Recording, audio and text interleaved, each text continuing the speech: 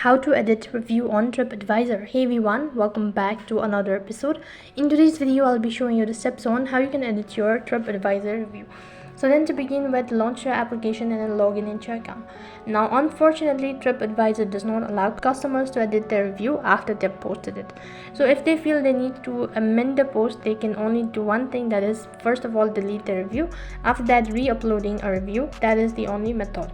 Now let's suppose that you have reviewed on some posts, so let's go to review page and then over here click on write a review. Right over here you need to search for the accommodation where you actually made a review. So you need to go to that page and then click on the edit button, click on the review and then click on the delete button. As soon as you've deleted that review, you need to enter the other one just by doing it the same procedure. That is how you can actually review on the post. So that is basically how you can edit your TripAdvisor review. That is all for this video. I hope the video was helpful. Make sure to like, share and subscribe to our channel. Also make sure to comment down below for any further queries. Thank you for watching. See you in the next video.